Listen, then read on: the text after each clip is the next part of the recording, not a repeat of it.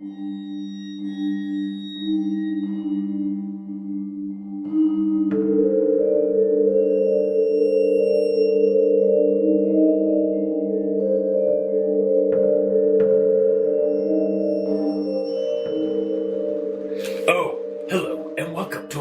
Rigamortis. I'm Review Cultist. I'm Mikey, the E stands for evil. And I'm the gamer in yellow. And we're here to discuss those internet stories, most creepy and most pasta, and be critically silly doing it. Tonight we have Jack the Ripper Game. So, Jack the Ripper Game is by Illyrias Acolyte on creepypasta.wiki, and I suppose we'll just jump right into the rundown.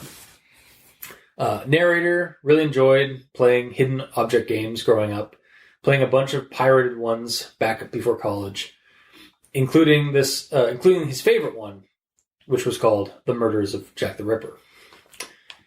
Narrator ultimately forgot about these games as he goes to college and starts his life with his wife. It is then, however, that while in a Walmart shopping, he finds a copy in the bargain bin of the Jack the Ripper game. While his wife is at work at the hospital and he has the day off, he decides to relive his favorite game and try and find a special hidden object achievement he never did as a kid. The next bit is a let's play of the game essentially written down. You play as Detective Aberline and an original character in the game, Black Alice, trying to solve the murders of Jack the Ripper through and between hidden object puzzles. You play as either or, not both. Yeah, you can select one, and then there's one mystery case or murder case in the middle of the story where both characters are involved. Mm-hmm. Like one goes to one and one murder case, and the other one goes to the other one. Yeah. Mm-hmm. He gets the final hidden object. The Heart of Jack, which is in the hand of a blue angel creature over Jack's body at the end of the level. It's kind of like a final the final level or the final boss level kind of thing. Then the game prompts a new game plus sort of version of the game, which is far different from and more sinister and graphic than the original version that he played. Showing the murders in full gory display. Like before, they were just like you had to find clues like a used matchstick or a bonnet and stuff like that. In this one's, you're finding like realistic imagery, organs and entrails and stuff of the murders. Narrator gets enthralled into playing the game, trying to beat it, despite being really disturbed by the imagery and wondering where his wife is, as she should be home or have arrived at home by now, or he's not sure what time it is. Like he's getting that kind of immersed in the game.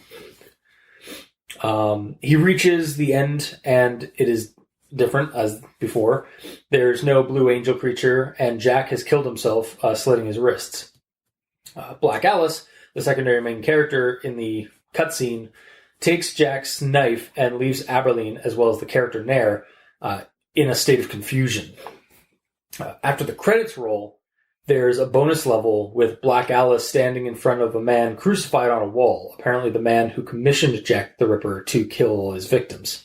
There's a final hidden object, Black Alice's scalpel, and at that point when he grabs it, Nair's wife comes home, scaring the shit out of him, and he turns the game off and shoves the box in a drawer and never wants to play it again. Nair is left mentally scarred by the imagery he witnessed in the game, and that's about the end of the story. Alright, on to Everyone Tolerates the Grammar Inquisitions! So, my first one is... I didn't play it immediately when I got home, but tomorrow was my day off. My wife had to go work at the hospital that night, and wouldn't be home again until around 3 a.m., and so I decided to relive my high school years just a little bit. Whoa. Okay, so that was a run-on sentence. Mm-hmm. Also, I think I fixed the issue that was that I actually had. So it says like his wife wouldn't be home until around 3 a.m., and so I decided to relieve my high school years just a little bit. And when I heard it, I was like, okay, I'm pretty sure that's supposed to say relive, as I probably corrected. Yes. Unless you have fond memories of relieving yourself during high school. Possibly. Yeah. And then my next one is, when I booted up the game, I put my name in the game and it opened to the title screen. And then a few sentences later, I booted the game up and started on the first level. There's got to be a better way to like, there's a little bit of repetition in this paragraph. Because like, I booted up the game and got to the title screen. Then I booted up the game and got to the first level. It's like, there's got to be a better word, like a secondary word to use for like, than booted up. Because then I hit start. Yeah, exactly. Something. Like, because as it is, it just felt like it was kind of just like they mostly live at, they mostly come out at night. Mostly, like kind of like that repetition. There's repetition in that reason, though, or in that reference that you're making. Yeah, there's a reason for the repetition. There's no reason for the repetition. Yeah, okay, yeah, fair. So that's a bad example. All right, I'm sorry. But regardless, yeah, it says it's saying the same thing twice. It's describing an action that's only done once, but it's describing it twice. Or it could be booted up the game, put in my name, and the game crashed. Then booted it up again, and it worked fine. Yeah, but it should say that if that's the case. Yeah. Which it doesn't. Yeah. No. So just switch the second boot to started up the game. Yeah. Or began the game. Yeah, exactly. Yeah. Something just like, because, just using it twice, like, it kind of like, that kind of... Because booting up is launching it from your main screen, where that's not happening. I started the game. Like, there we go. Yeah. My next one here. When the items you're searching for consist of a broken chair, a mug, a lighter, a pince nez, and a bonnet, you can pretty much assume the bonnet is the item in question, and then it will belong to the victim. And that it will belong to the victim. So pince nez, or apparently as it is pronounced in French, pince-nez, is a style of glasses popular in the late 19th century and early 20th century that are supported without earpieces, but pinch the bridge of your nose. So I learned something today, thanks to Wikipedia. They're Morpheus glasses. Yeah. Are they? Are those the ones that Morpheus has? I mean, he doesn't have arms on his. Oh, okay. It's not the exact same style, but they're glasses that don't have arms. Yeah. It's a little like, I didn't know what they were, what that word was, so I Googled it. I was like, oh. Yeah, I had to Google it too. The next one here. She dies in this game too. And it was my favorite because she always looked so peaceful. She was splayed over the bed, looking like she had been poisoned or she died in her sleep. Okay, splayed is not the word I'd use to describe someone who looked like they died peacefully. I don't know, it's just like splayed, verb, thrust or spread things, especially limbs and fingers, out and apart. Like, that's the dictionary.com definition of splayed. It's like if you're tired, you walk home, and you're just like, she died, it looks so peaceful. It's just like she looks so peaceful when she died. It's like, just like splayed across the bed. It's like, when I think of, like, you died peacefully, I think of just, like, completely, like... The way you would normally sleep. Exactly, or the way you'd look in a coffin, like at a funeral. Like, oh, they look so peaceful, like, as they're, like, their arms are like that, and like that's how they died. You haven't seen the new splayed coffins? No, they're like spread out like that, like a starfish. They like purposely splay out the limbs. Yeah, totally. It's like a cruise. It's a plus sign coffin. Yeah, pretty design. much. Oh god. Well, if you think about it, or an asterisk. More like an X, honestly. Yeah. Sleeping like you're in a coffin would be very uncomfortable. Okay, but like lying like straight, like not like splayed out, like not like all like close together and like you're sleeping. But do you not toss and turn at night and sort of shift around so you're not exactly perfectly straight? Yeah, but that's not... And if someone saw you sleeping like that, they wouldn't necessarily say you look like you're sleeping peacefully. Exactly, even though if you are...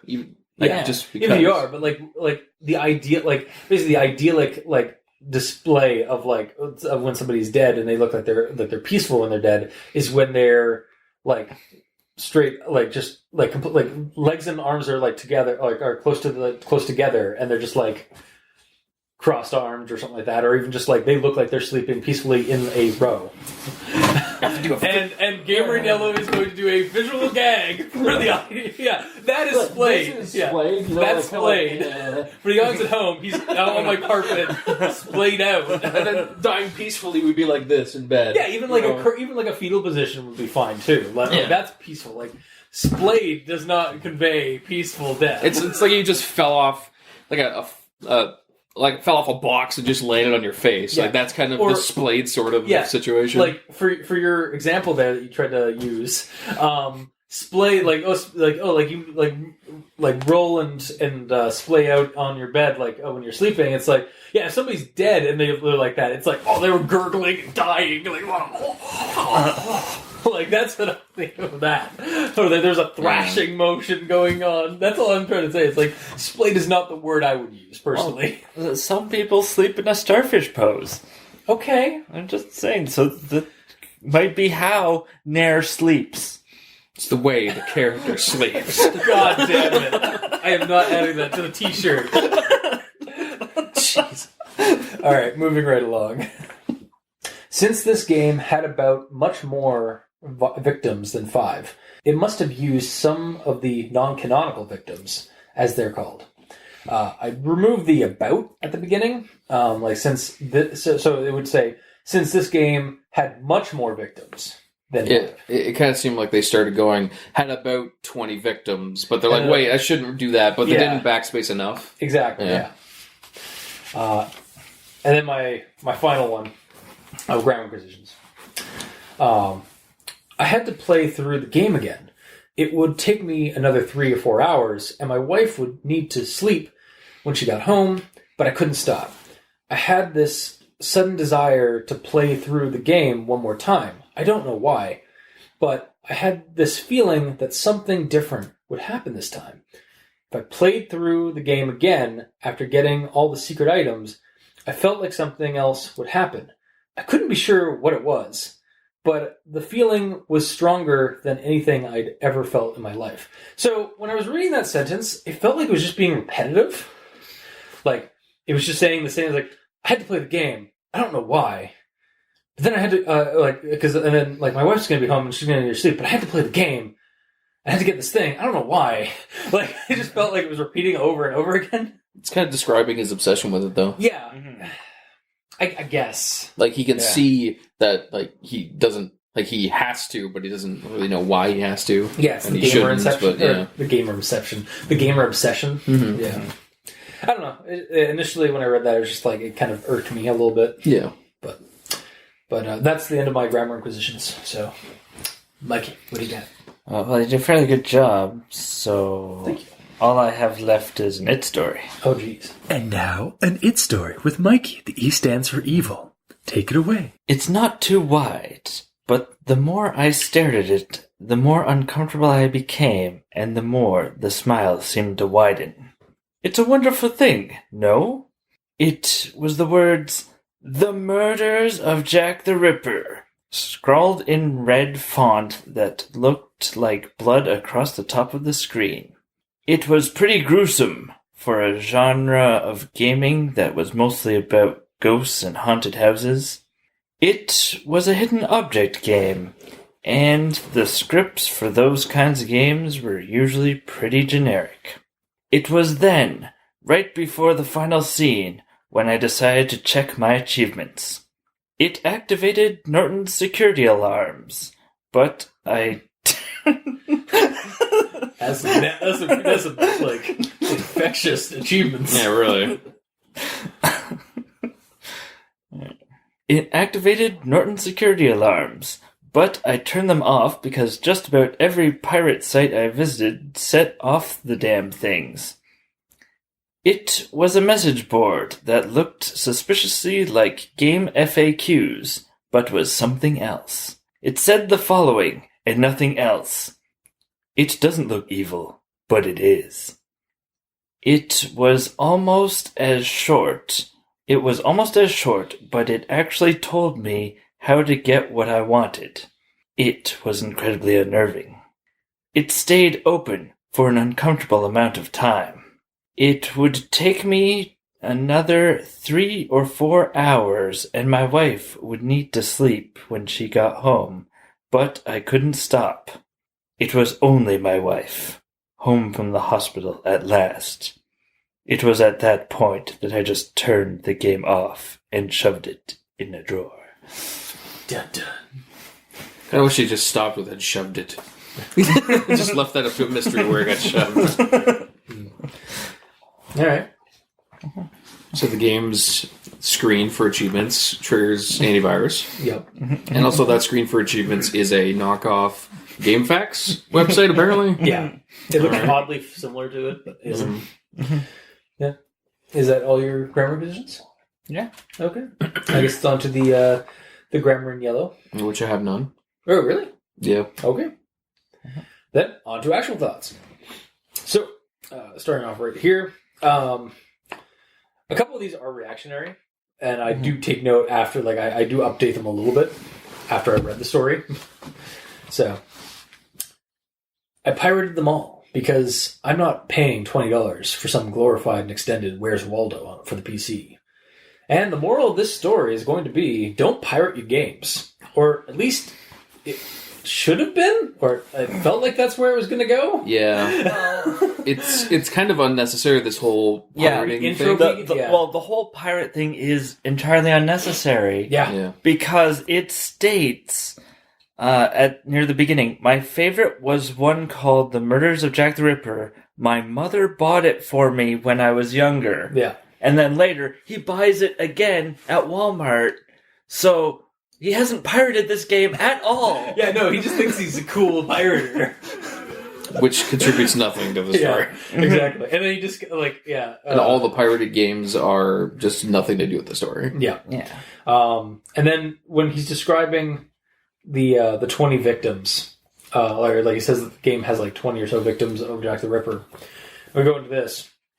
Emma Smith, Martha Tabram, Mary Ann Nichols, Annie Chapman, Elizabeth Stride, Catherine Eddowes, Mary Kelly, Ross Millett, Alice Mackenzie, Francis Coles, Mary Sutman, and others.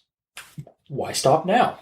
Either name less, or include the bit, like include the whole list. Like either go like add less, or like include less and make it abstract, like just kind of like abstract, like just like a couple of them that are prominent in the story itself that you actually like talk about, and then say like etc.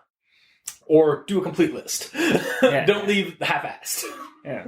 The problem, though, that you're missing is the next line, which is the start of another paragraph, so that should be in there. Yeah. There's a grammar. You got my grammar revisions and my actual posts. You got my actual sense and your grammar. Okay, but literally the next line says, I can't remember all of them. It's been about 5 or 6 years since I played it. That's true, yeah. Hence why those are just the ones that he remembers. I don't think you need to have that many then. Like, because they don't even include, like, he doesn't even mention these other, like, half of these ones in the Let's Play that he's done, or he writes up. Yeah, what it should say is, like, there's about 20 victims of the murders. The ones I remember are blah, blah, blah, blah, blah, Exactly. blah, blah. And then those are the ones that, like, are most relevant for the story we're reading. Well, not necessarily. He can still remember all other ones, just... Like the example, can you remember the names of all 7 dwarves? Sleepy, Bashful, Grumpy, Doc, Dopey, And the rest. and the rest. And Stitch. Stitch? When Lilo and Stitch came out, they did a kind of a mock ad about like the eighth dwarf, which was actually Stitch trying to get into Disney. Oh, okay. But yeah, I can't remember where are the other two? Steve. Steve. Yeah. Okay. Yeah, but I wouldn't. Okay. All right, fine. That's only 7. Yeah. The fact that he remembered this many out of the pretty- 20. Yeah, I guess That's how much he loved the game. All right, fine. Just, I'll just sit here and wallow in the nitpick nook. It's fine. Apparently with Nair, as I'll get to later. Mm-hmm. All right, so here's one that I have to read because You'll find it. I went away to college and learned how to use the internet. It's a wonderful thing, no? I taught myself the proper way to do Google searches and stuff, and I forgot about the game for a while. I met a girl, got married, danced with my mom at the wedding, walked down the aisle to Patchable's Canon, and eventually my wife and I bought a house. That is some grade A paraphrasing of your life. It's unnecessary to the story. I know, and that's also what it is. It's like, why? Oh, no. That part is fine to be there. I'm just saying, like, elaborating on all those events would be unnecessary. I don't even think this isn't really even honestly the whole this whole section of like him going to college and stuff that really isn't necessary. You could just say like I used to like these games, but I forgot about them. And then one day at Walmart with my wife, I found it in the bin. Boom. You don't have to go into detail how you met your wife at college and some of that, or even paraphrase it like that. No, that being said, it's only like, what, 2 sentences? It still irked me. Like, it still bugged me personally. I think it's because he's explaining that he's doing a real-life speed run. Because this all happens... Sorry. I just spit taked in my cup. Delicious. Oh. Everyone likes their own brand. Thank God I have a robe. Mm-hmm. Wow, yeah, speed run. That took me a second. Because he's doing all this in 6 years. Yeah. So. The 6-year speed run. Mm-hmm. God. You're not wrong. I was almost expecting this to go like much longer. It's like, and then we had a baby. Like we were expecting. Yeah, I don't know. It just kind of bugged me how he just like, we're just gonna fast forward through this. Where it's like I feel there's better ways to do that, or like to incorporate to like skim past that. Mm-hmm. I don't know, but because like if you just don't put it there, then you're getting less information about the character. You know less about the character, care less I give about them. 2 shits about these characters the way they're described. Oh, I know, but you would you would only give 1 shit. You wouldn't even give 2 shits. Nah, I don't know. You would give less shits. However, the story does kind of redeem itself in the next paragraph, which is this, because when they're, I'm not gonna do the whole thing, but so like they didn't have wedding gifts, or they had some wedding gifts to furnish their house, and they didn't have much food or money, so they went, so they were shopping at Walmart, and that's where they discovered the game again, was in the bargain bin at Walmart for $5. As soon as Walmart was mentioned, I called the next bit, like the next sentence basically in my head, that it was going to be in the bargain bit, that he finds the game. Because that's such a... I don't know what that says about our society and our day and age, other than it's a very reliable way to find old games is in the cheap bin at Walmart. Or like, it's very... And I just say it's like, it kind of helps ground this, again, in reality of that... Yeah, that is a place that you would find. Can you find that games. Old of a game? I found a bunch of old games from assuming this is it's 6 years ago. Yeah, 6 years ago. Yeah, 6 years ago, I was able to find a ton of games from from 2000 in Walmart bargain bins for PC. Yeah, that's where I got Jade Empire for the PC for 75 cents in their super bargain bin. I think it was actually a clearance bin, so they were just trying to get rid of old inventory. But yeah, and it was mint condition. I was like, whoop. So, well, the part that to me that makes the Walmart part not that believable is that it states that the game was controversial and few copies were made. So, for Walmart to have such a rare game in the bargain bin. They still carry they carry some really obscure shit though.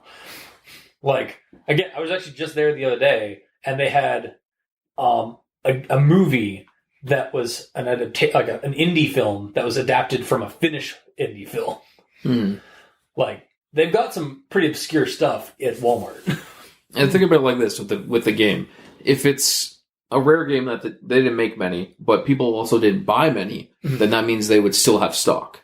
Yeah. When it's not a new game anymore, which means it goes in the bargain bin. Yeah, but sometimes even some new games that are Not that, well, that don't have a large print run. Walmart gets maybe 1 or 2 copies, and then that's it. But if they get 2 copies but only sell 1, there's 1 that goes in the bargain bin. So they sold 1 to his mother. Yeah. Yes.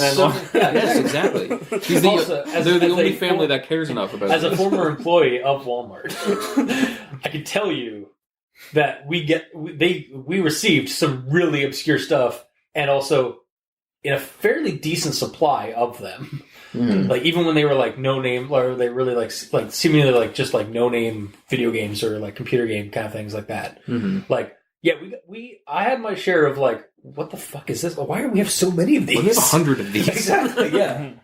Too human. Oh, no, that's mean. But yeah, so on to the next one here. There was one site that was helpful. It activated Norton's security alarms, but I turned them off because just about every pirate site I visited set off the damn things. It was a message board that looked suspiciously like GameFAQs, but was something else. And then my comment to that was, yes, dark web GameFAQs. Kind of? Yeah, that's kind of what it's just like, the deep web. Hello, darkness, mild friend. Hello, dark web, mild friend. Mm-hmm. All right, and then I have a bunch of ones that are kind of just like video game tropes that like this like hit the mark with. So on that GameFAQs site, there's somebody like there's one guy who commented. It's like, and it was like, "Don't play this game. It's evil." Like I know it sounds crazy, but it's true. It's evil. It's good. Don't play it at all. It's haunted. And like that's a huge trope, like vintage pasta trope. It's like warnings that the game is evil, like from people who have survived it or like experienced it prior. Then the Jack's heart was disturbingly well rendered for a game that featured nothing but 2-dimensional portraits that never moved throughout the entire game. Having a realistic rendering of a heart that was actually beating made me feel a little uncomfortable. It's like, yes, the kind of video game trope, or I guess lost episode trope more, the hyper-realistic imagery equals scary. Mm-hmm. And then my vision began to swim in front of me, and I felt woozy. I put my head between my legs for a moment and took several deep breaths. This was getting far too intense, but I was afraid to stop. I was afraid of stopping. And this is in regards to like all the graphic violence and visceral like imagery that's showing up instead of the mundane like objects you're supposed to find. Mm-hmm. And this is moving quickly into another trope: graphic gore for visual effects or for visceral horror effects, where it's like it's kind of producing a like kind of gut wrenching, disturbing from like just like because there's a lot of like gore details with each case. And then we have this part here where the game was now called The Murder of Jack the Ripper instead of murders, plural. And I was like, wow, that is some honing in on a difference. I think we have a new occupant for the nitpick nook. And then right after this, however, that was like what for this one sentence. Then the next sentence is him like, oh, and then there's all those other things that were different. It's like, oh, okay. So it was like there's a lot of different changes, not just this one thing. But when I first read that first sentence, it was like you really honed in on that one letter that was missing. Yeah, but it was also in a different color, so it would have brought attention to it. And yeah, that's brought up the next sentence. So like, yeah, it's like I said, like when I first read that, I was like, wow, that is a nitpick. Oh, okay, there's also those things that kind of highlighted that. And then, so I think this is my final actual thought. Yeah, so there's a part right before all the him like seeing the difference in the title screen and all that changes and stuff. So the blood from the heart dripped down over the text and the OK button from the dialogue. After I accepted it, the game showed me a black and white photo of a woman lying dead under a sheet. And my response was, oh, I think I know where this is going to go, this story's going. And then farther down, when you actually get to the end of the story, where his wife is revealed to be safe and at home and scares the shit out of him, I was like, oh, okay, I didn't know where the story was going. He was going to start showing pictures of his wife. I straight up thought that this game was going to be haunted and kill his wife, and it was going to reveal that his wife had been killed. Yeah. But his wife shows home, and I was like, oh, okay. And here's the thing. This ending, like that happening in the ending, kind of disappoints me for the entire story. Yeah. Like, there were hints I saw where it would be revealed at the end that the wife was dead. Mm-hmm. I was even going to go on and say that the story should maybe give us more on their interaction in life at the beginning than a paraphrased paragraph to get to know the characters a little bit before they die. So we give a fuck. But this ending kind of just ruins all that. So just throw that out the window. I like what was developing with the Black Alice character as a dark angel getting retribution for the murders at the end of the New Game Plus version. And how they introduced the character as an original character. So like maybe that was like they were gonna like kind of build her up as like the actual killer of the game. I can appreciate that it subverts expectations at the end, but I don't fully enjoy it. I actually like the change of pace halfway through, because at the beginning of the story, I was kind of getting bored of the Let's Play option. Like it was basically just like a Let's Play, like a written Let's Play of this game. That I was like, is this actually like a real game that this guy's just basically writing down like the description of it and stuff? And then when we go into New Game Plus, it dynamically changes the setting, the mood and setting, because it's actually a horror video game creepypasta again, where it's actually being creepy and whatnot. And I thought that the reason why Black Alice had vanished from certain scenes and stuff like that were because she had gone off and killed the wife.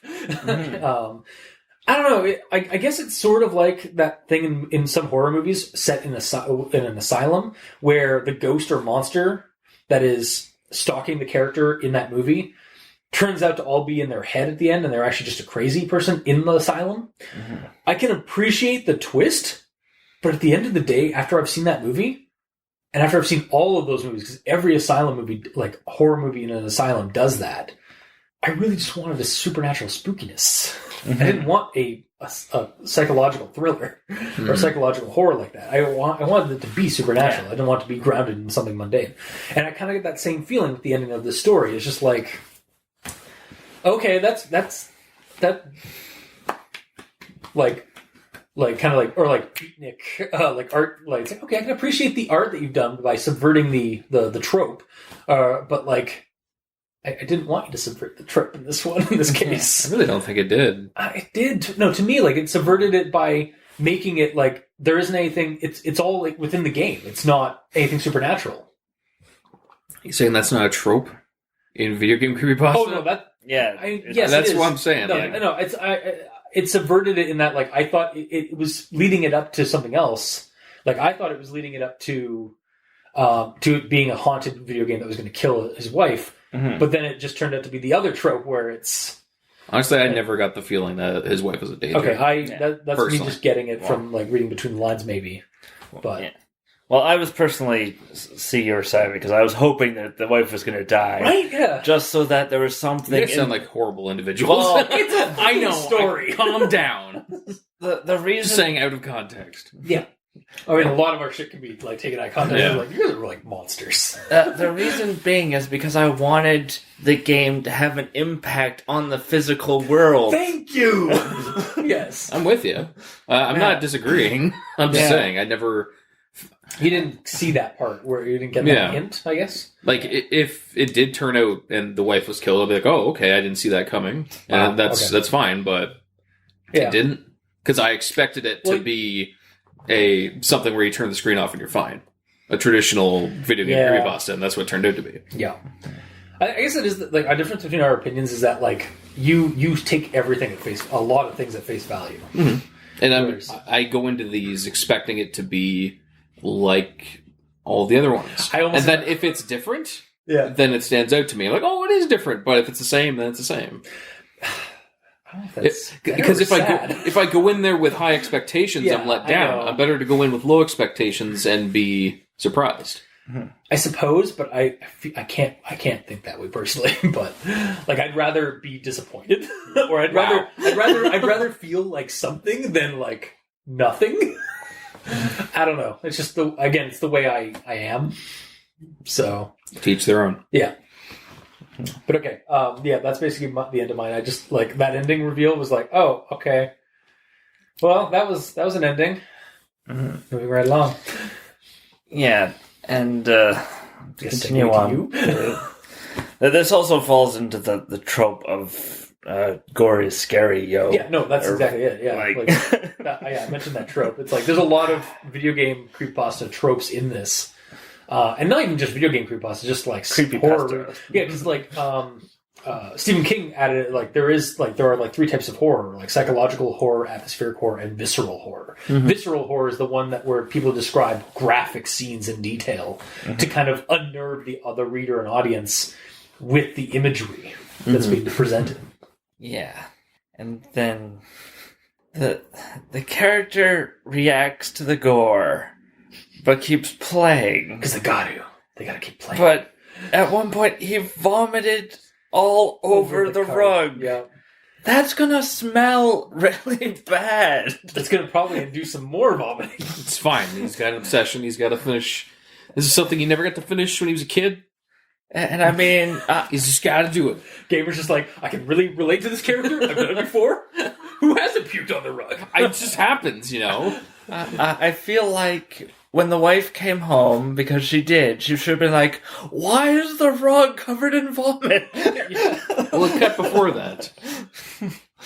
Yeah, it did. And that would just make it silly at the end. Yeah. If that was the case. But, I mean, it's already silly that he's not doing anything about vomiting on the rug.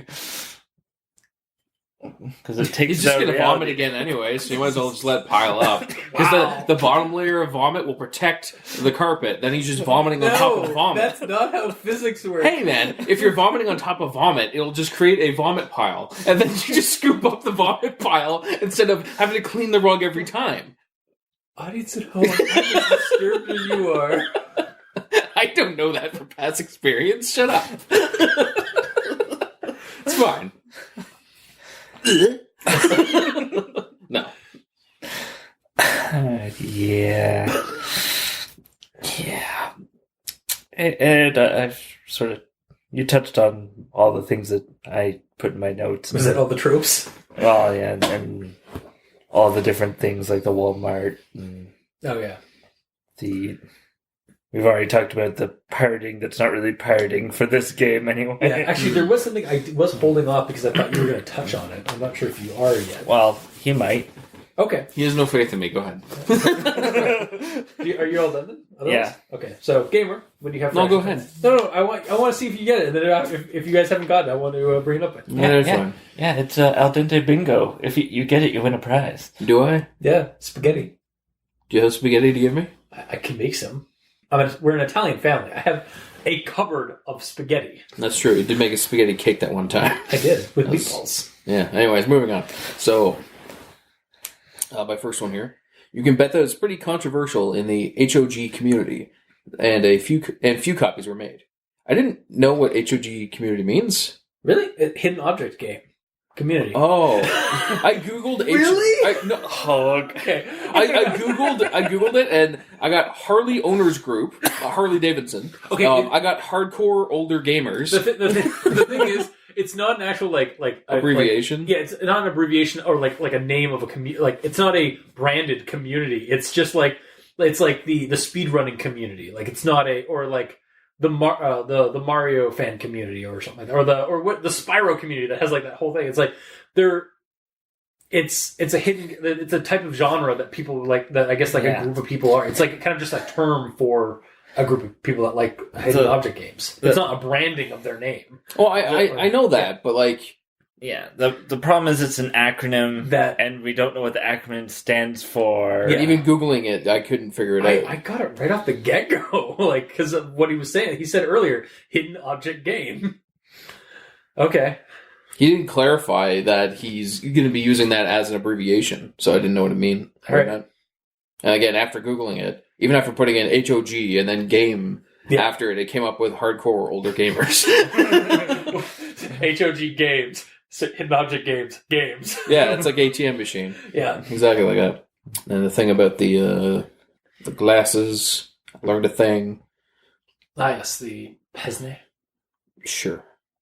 I'm not even sure if I'm pronouncing that right. The pinchy glasses. Yes. So then, in regards to the game shift and the whole ending of it, this is just my notes as I was writing it down, as I was reading it. So it's falling into the trap that most video game pastas do, where they keep it all on the screen.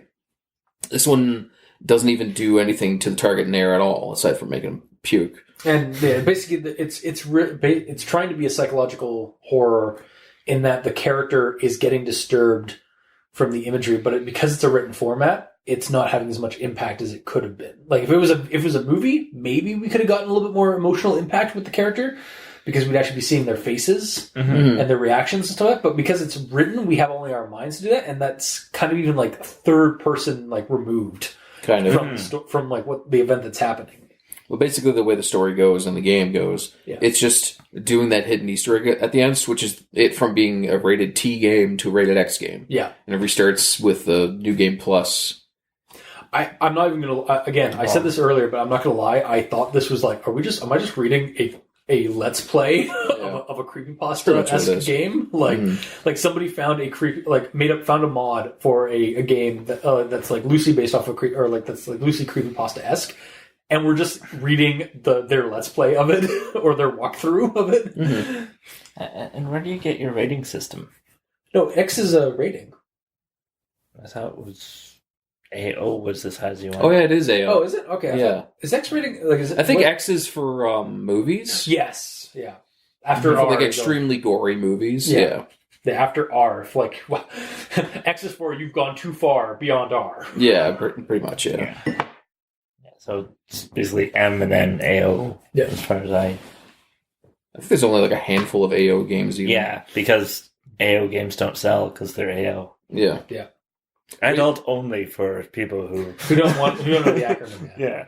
Sorry, look at me. I really Fuck you. Yeah, I deserve that. Fuck you, dude. I did not intentionally mean to like single you out there. All right. I'm staring at you. I know. I'm sitting in a position where I'm like talking to you guys, and you're like directly in my line of sight. Mm-hmm. Yeah, sure. Blame it on that. Yeah, sure. That's fine. It's fine. It doesn't hurt. We strike jabs at each other. Okay. It's fine. It's a mutual destruction thing. If you say so. Regardless. Yeah. So, the game doesn't even really egg him on to keep going. It's just his own thoughts that are making him keep going. Like, it doesn't call him out, like calling him by name, even though his name's Nair, but it's just a New Game Plus, really. That's the longest. That's really it. Yeah. And it's something that, like, the way that the modding community is, I could see that someone could have potentially done a mod of this game to make it hyper realistic like that and have it be an actual thing. That is literally in my final thoughts. Oh, okay. This could just be like this is so grounded in reality that's why it's kind of not scary to me. Is because this is super plausible. Yeah, this has happened in the past. Pretty much. Like the effects that happen to the character is the same thing as just watching a really gory movie. Like that movie where you got a barf bag because you bought it. Yeah. That we never still watched. Haven't watched. it'd be like watching that probably. It's the same thing. And my only other note is just in regards to the gore porn. Yeah. It's a bit much, and it doesn't really help the pasta's cause. No. It explains why it makes him throw up, but aside from that small bit of effect it has on him, it just makes it gross for the sake of being gross and uncomfortable to read. That's basically the pitfall of visceral horror is that like you can get to that point, like you can do tasteful graphic like gore porn, or you can just go into straight gore porn, which is what this is, or not even kind of, but it gets to a point where you're like, all right, you're just saying gross words for the sake of like trying to be visceral, like you're trying to be too visceral. Yeah, well, the thing is, like, if that wasn't there, then this wouldn't even have a reason to be called a creepypasta. Yeah. I think part of the problem is that the more gore you add, the less it becomes scary. Or, like, there's a certain tipping point. There's a threshold, yeah. Where you just... Like, I've seen a video game where you're sort of inside of a living creature and the walls are doing things and that's stuff. Cool. It's cool, but it's not scary because it just... I get what you're saying, because here's the thing. There's a very fine line between creepy and cool. Mm-hmm. And then, like that's another spectrum. It's like, because like there are some horror games that look really cool to me because I'm not scared of any of the aesthetics that they are trying to come, but some people are creeped out and grossed out by those kind of aesthetics. I'm either desensitized or I'm just like I'm overexposed to that kind of stuff from like gory movies and slasher flicks. Like slasher flicks are big offenders of that because they go from like scary visceral attacks to comedic slapstick with gore. Like the Hatchet series like embraces that. Mm-hmm. And it's fun. But that's the difference between scary and fun scary. Is like fun scary is you're enjoying it for the You're right. Okay there? Just reminded of the vomit scene in Hatchet movies. What? Vomit scene in Hatchet movies? Yeah, I'm pretty sure in one of them, the guy vomits into the protagonist's mouth. Oh, I don't remember that one. I just keep remembering the giant, long, the super long like chainsaw where he gets like two guys underneath the through the scrotum and just goes right up, like cuts them in twain. Mm-hmm. Like again, that's comedic value. Like it's a fine line in slasher flicks and like those kind of horror movies where like it goes from like horrific to they just completely embrace the gory side of things and just are being fun, like having fun with it. It's like it's enjoyable, but it's enjoyable for a different reason other than scary. Yeah. So, and that's the problem with visceral horror and like the gore that's being presented here is that it's just kind of there for the sake of being there. Mm-hmm. Gotta know when to like not use it. Mm-hmm. Yeah. So, do you have anything else then, Gamer? No. Oh, okay. So you guys. So okay, then I'm not sure if this is actually something that this is what I read. So this is the quote. This was also in the early 2000s when the internet was less prominent, and what guides one could find either had to be printed out or saved as a document. And I thought that you might have a thing up to this, like the early 2000s. Was the internet really not that prominent? It wasn't. Okay, maybe I'm thinking the very early 2000s. Like it was just sort of beginning to take off. Yeah, but it was still. When was AOL a thing? 90s. Was it? Yeah. Guaranteed 90s, like 97 at the early, at least. Yeah. That's my earliest memory was using an AOL internet. Yeah, the internet was there, but there wasn't a whole lot to it. Dogpile guys. Remember the Dogpile search engine? Not really. Vaguely. I loved Dogpile. Anyways, so I'm just going down memory lane there a little bit. Mm-hmm. Okay, so all right, I literally have in my notes. Note: Mikey might read will touch on this. I guess not. Yeah. All right. Well, I thought about it, and it makes sense just because in the early 2000s, I guess not. I had internet. It was dial-up and horrible. Yeah, that's the thing. Dial-up is the... Yeah, like there was no high-speed internet at that point. It doesn't mean it still wasn't big. Well, but the thing is, people still didn't fully use it. Like, it wasn't until later in the 2000s, I think, that Napster became super popular. I think Napster's a lot younger than the 2000s. I don't know, you might be surprised. I'm pretty sure Napster was 90s. Nope, 2001. All right, well, throw that out the window. All right, wow. All right, I am more senile than I thought. Mm-hmm. Cool. Who are you guys? It's fine. All right, so then if that's it, moving on to final thoughts. Mm-hmm.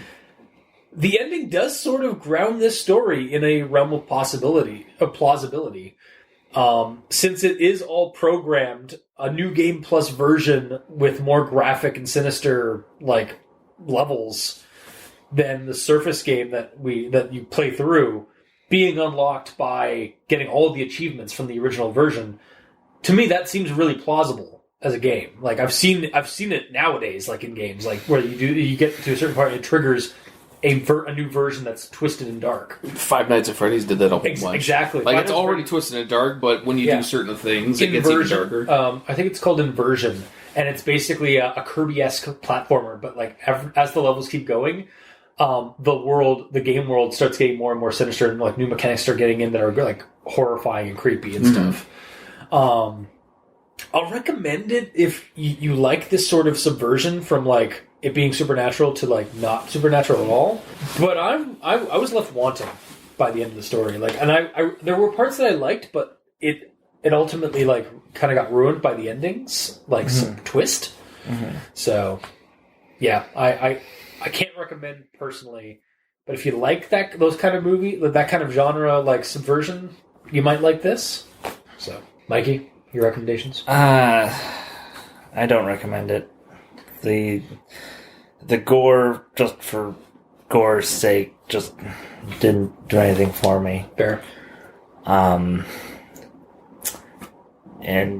the whole, oh yeah, I totally pirate games. Let me talk about this game that I purchased legitimately. Yeah. Yeah. Trying to get... pirated a game. I pirated a game off my mom after she bought the game from Kmart. She bought it for me, so I didn't have to pay for it. So it's like I took it off of her. So it's like I'm a pirate. Oh, pirate! Yar! There's also Halloween. I was dressed up as a pirate as she gave me that. It was talked like a pirate day. Yeah, there you go. That's another one. Yeah. So and then dark web game facts. Well, it didn't specifically say it's a dark web. I'm making it. I'm coming to that conclusion on my own. Because it's just knockoff game packs. Yeah. Well, why not just GeoCities? Yeah. GeoCities are terrifying. And creepy. Yeah. I vaguely remember that. Remember MySpace? Oh man. Does MySpace still exist? Oh, I remember. You remember? I remember. South Park reference? Yeah. Complete. Yeah, pretty much. Yeah. I never joined MySpace. That's why it failed. Totally. Wow. Yeah. Because you didn't join it. Single-handedly took down MySpace. Wow. Forget Facebook. Yeah, unfortunately I joined them, so that's why they're still kicking. Clearly. This guy. Thank God you're on Twitter. Yeah. Otherwise, I wouldn't have my morning newspaper. All right. So that's about it. Yeah. For me, I'm not going to recommend it because it just falls into every standardized video game creepypasta trope there is. It's a scary thing that's on the screen only. It doesn't affect the character at all. There is unnecessary information even before all the creepiness happens. The rundown of the standard game, although it needs to be described so you can see the difference, it did get dull reading through it, just like what you said, Cultist. And I just kind of wish it went somewhere. Yeah, like the part, especially like I thought it was again. I really wish it had gone to like he got out of he stopped the game, he finished it, or like it hinted at like that the last thing he saw in the game was an image of his wife on an autopsy table or something like that. Like, but have his wife and my wife came home and scared the shit out of me. Oh, okay, I guess it's not like the wife was late. He just lost track of time. Yeah, if he was being like, my wife was supposed to be home by now. It's 4. I wonder where she is. Oh, well, I'll keep playing. That would have hinted more at it. Yeah. And then if it went to that, then okay. Yeah. But it didn't. So. Yeah. Yeah, instead of the cool, like, what's in the box kind of ending, we got kind of just, the guy woke up and he's actually been in an insane asylum the entire time. And he's he's just dreamt up all this weird any kind of supernatural element. What creepypasta did you read? I don't know, it just seemed like it was going one supernatural element and then it stopped. Like, to me, personally. Like, I thought that's where it was going to go, but then it never actually even took off to that. Yeah. Well, like I said before, it's the equivalent of him just watching a spooky movie or playing a spooky game and that's it. Yeah. Which isn't really creepypasta material, it's just a let's play. Yeah. Although he did vomit on the rug. So yeah. So that doesn't make it creepypasta. Well, I just say the only thing that really affected him was that he vomited. Yeah, but if you're squeamish, you'll vomit from watching a Jason Voorhees movie. You know? Yeah. Pretty much. Or Hatchet. or bite. Yeah. That movie that I have with the complimentary barf bag that I must have not used or seen. Mm-hmm. Okay. Well, that was this week's episode. If you like what you heard, or if you did, leave us a comment in the comment section below where this gets posted. Whether it be on Podbean, Facebook, YouTube, or Tumblr. We're on Twitter. Mikey's at the E stands for Evil. Thank God you're on Twitter. Gamer in Yellow is at the Gamer in Yellow, but without the W because his name is too long because it's King. Yeah. And how it is. Yeah. And I'm at Review Cultist. If you'd like to get a hold of us on email, you can send us an email at aldenterigamortis@gmail.com. That's ALDENTERIGAMORTIS@gmail.com. Or you can also leave us suggestions for other creepypastas you'd like us to discuss on the show. If you'd like to help support the show, you can go to Patreon, look up Al Dente Rigamortis, and select the backer tier you'd like to support us at. We have $2 and $5 tier with extra episodes, early access, special content. To our patrons that are already helping support the show, thank you guys immensely because you're helping keep those hosting bills at bay, and we very much appreciate that. And to the listeners of our show and the authors of these stories, even the ones that we don't generally like or haven't cared for, thank you guys regardless, because without your listenership or without your authorship, we wouldn't have stories to read. So thank you. Until next time, I have been your host, Review Cultist. I'm Mikey. The E stands for Evil. And I'm the Gamer in Yellow. And this has been Al Dente Rigamortis. Sleep well.